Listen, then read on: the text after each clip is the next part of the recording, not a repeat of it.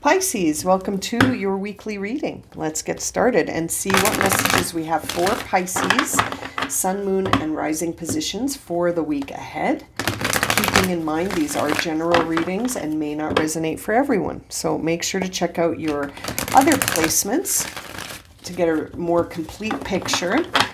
And if you would like a personal reading, you can find the link for that in the description below. Okay, my friends, let's get started. For Pisces, Sun, Moon, and Rising, here's the energy around Pisces for the week ahead. Okay, Pisces, we see, two cards flipping. Okay, let's take these ones. Bottom of the deck is TikTok. Okay, Pisces, you've got some divine timing around some new stuff opening up for you. We're seeing here leg up with chop wood coming out for you. And leg up in reverse always tells me that, this idea of, are you open to receiving right now? Are you open to receiving love? Are you open to receiving support? Are you open or are you shut down? It's an interesting sort of self-reflection question to ask yourself without judgment and without criticism and without denial.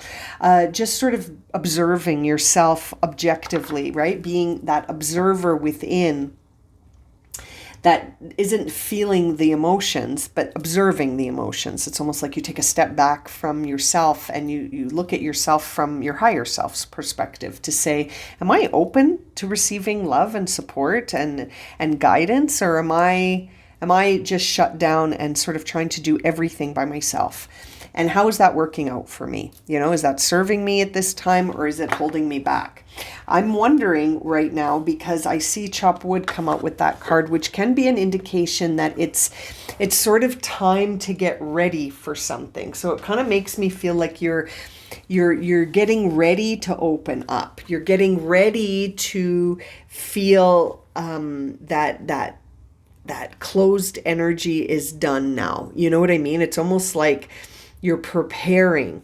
You're in a place where you're needing to feel grounded in yourself and in a place where you sort of are allowing yourself this almost humility. When I see this card, like that you're living your life in a way where you look very consciously and mindfully at the day-to-day things surrounding you, which can really take your attention away from goals and put you in a state of receptivity.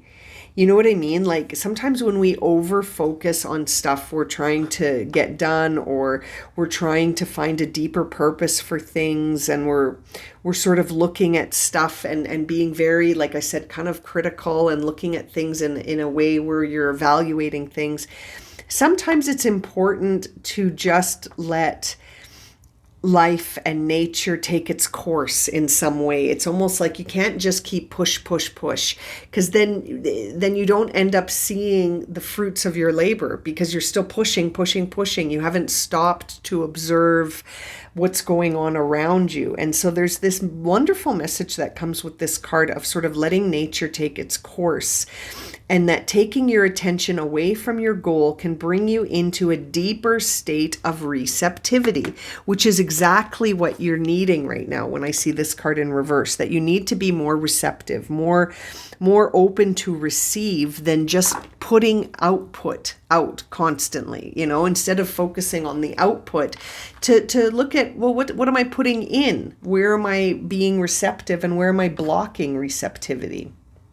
That kind of energy where you engage in everyday tasks in sort of like in a way that clears your energy can allow you to receive signals that your direction, or you might even receive aha moments of clarity and enlightenment where you're like, you suddenly understand your situation in a very different way. And it feels like it's all very divinely timed right now. Even though you might not see this coming, it doesn't mean that it's not on its way. It's very interesting. Your first few cards here, Pisces, makes me feel like right now it's about you shifting gears within, and that gear shifting within is going to create the shift outside of yourself. And that subconsciously there may be a part of you that is in alignment with something that you don't see coming, which is very interesting. There is something within you, maybe a specific outcome that you're not necessarily aware of at this time, that you could become aware of if you sort of move into this practice of mindfulness here. There might be something here for you that will be divinely timed that you don't see coming. You might start to see signs and synchronicities of it that allow you to become very confident, which is this poised energy, and this overwhelming feeling of being blessed by the divine timing of something. And I feel like you're just about ready to move into this space confidently. We just need a bit of grounding first. We need a little bit of mindfulness, and we need to be receptive. We need to be able to receive and to sense that even if you're sort of consumed with output, that now might be the time to sort of allow yourself to focus on just being receptive to receiving information, receiving guidance, receiving assistance, love, support, and that idea of being receptive is really going to allow you to do some deep diving within in terms of the subconscious motivations that you yourself have, that you may be denying your own truth towards something here. And it's all moving in an orchestra that is divinely timed. And so very interesting. I'm curious what we will see come through the tarot cards for you, Pisces. Let's see.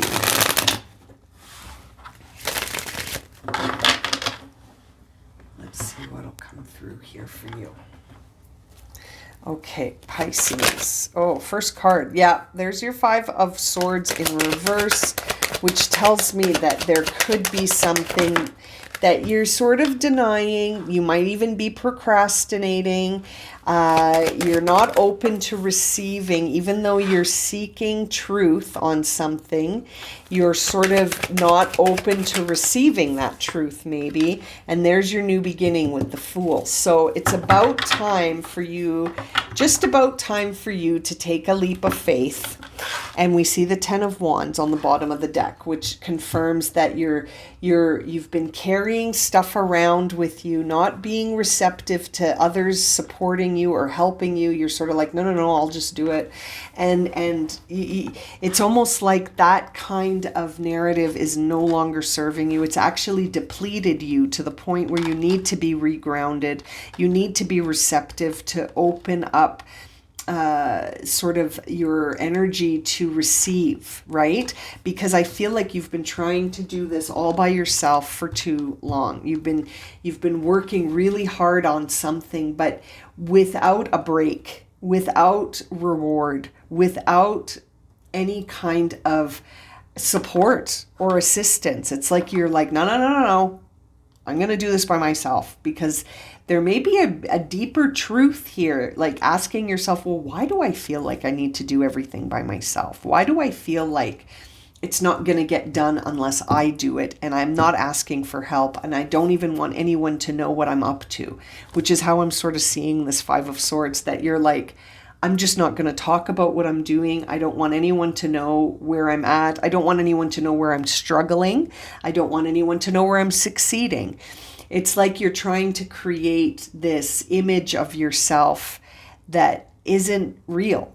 And that's the Five of Swords here for me. But I feel like the energy that you're being guided to embody is this one of the Queen of Swords, where yes, you're seeking the truth, but you're also vulnerable, and you're also okay with support, love, and guidance, and that you're not going to lose steam that way. I feel like seeing this Eight of Pentacles is saying you could lose steam, like you could lose your inertia, your energy, your motivation, your power to keep doing something, because you've convinced yourself on some wounded level that you need to do everything on your own. And I feel like this is a very interesting lesson that you're encountering right now. If you were to ask yourself, what is this experience teaching me about myself? I feel like the answer would be that I don't need to do everything alone, and that I can be open to love and support, and to communicate my authenticity without any kind of need to create a mask there where I'm pretending or faking or not revealing things because of fear.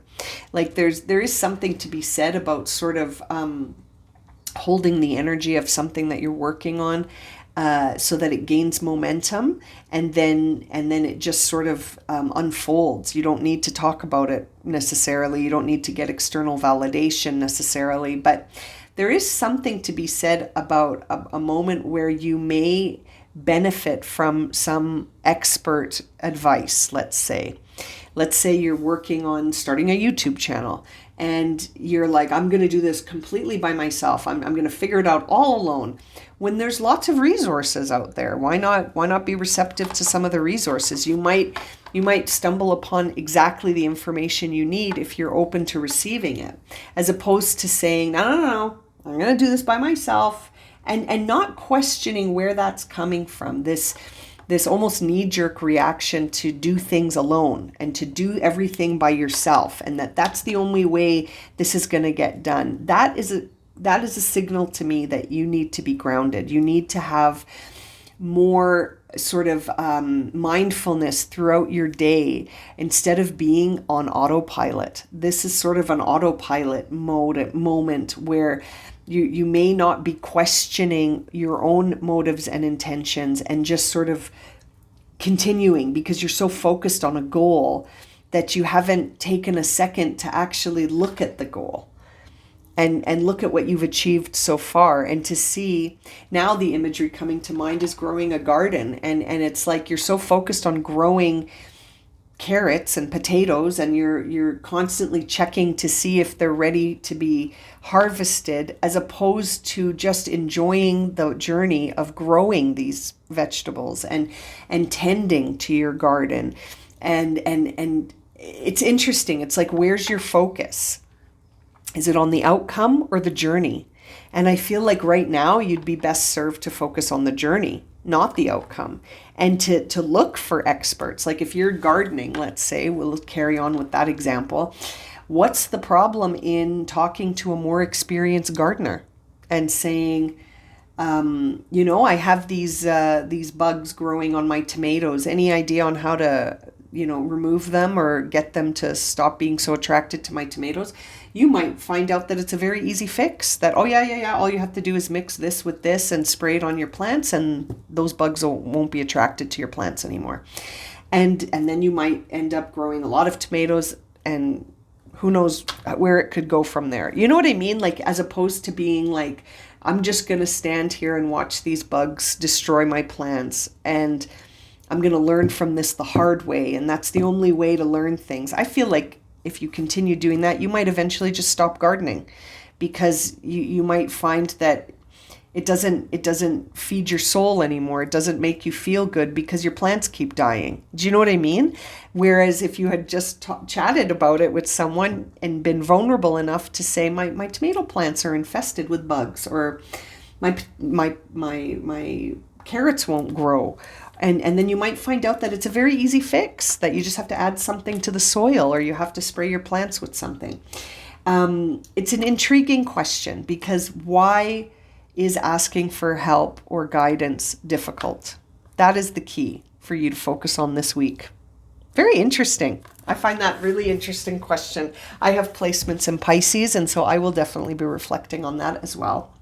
All right, my friends, I'm going to leave it at that. Thank you so much for joining me for this reading. I hope it's been helpful, and I look forward to reading for you again soon. Take care. Sending you so much love.